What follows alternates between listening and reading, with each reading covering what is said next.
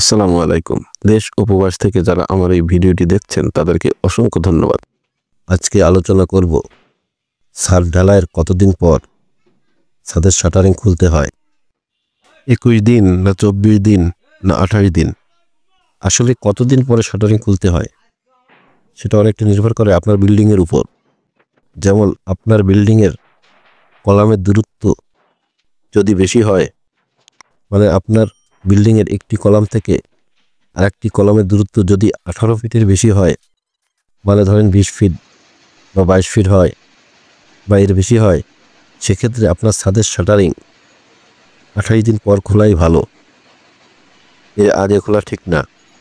আবার আপনার ছাদের কলামের দূরত্ব যদি কম হয়, মানে আজকাল তো বেশিরভাগ বিল্ডিংয়েরই রুম ছোট হয়, যেমন 11 ফিট বাই 12 ফিট বা 10 ফিট বাই 12 ফিট বা 11 ফিট বাই 13 ফিট, এরকম যদি হয়, মানে একটা কলাম থেকে আরেকটা কলামের দূরত্ব যদি কম হয়, মানে ধরেন 10 ফিট বাই 12 ফিট বা 12 ফিট বাই 14 ফিট বা 13 ফিট বাই 15 ফিট এরকম হয়, সেক্ষেত্রে আপনি 21 দিন পরেই ছাদের শাটারিং খুলতে পারেন, তাতে কোনো সমস্যা নেই।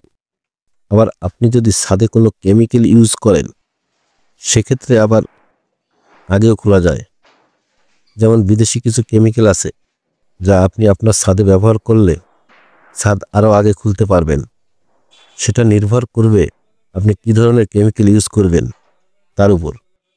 আর একটি বিল্ডিংয়ের ছাদ খোলার নিয়ম হলো, ভীমের তলা আগে খোলা যাবে না, মানে ভীমের তলা যে বাঁশ এগুলো আগে খোলা যাবে না। এর কারণ হলো একটি ছাদের লোড আছে।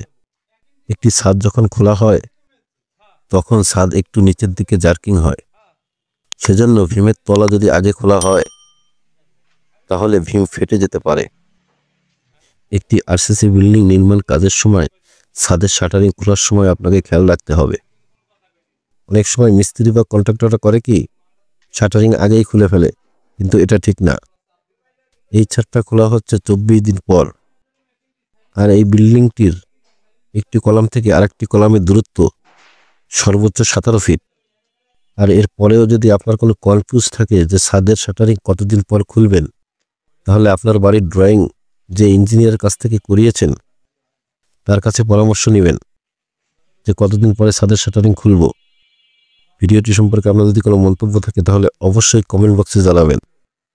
আর আপনি যদি বাড়ি নির্মাণ সম্পর্কিত খুঁটিনাটি সকল বিষয় জানতে আগ্রহী হন, তাহলে আমার চ্যানেলটিতে একটি লাইক দিবেন, সাথে সাবস্ক্রাইবটি করে দিবেন আর পাশের বেল বাটনটি অন করে দিবেন, তাহলে পরবর্তী ভিডিওটি সবার আগে আপনিই দেখতে পারবেন। ধন্যবাদ। আসসালামু আলাইকুম।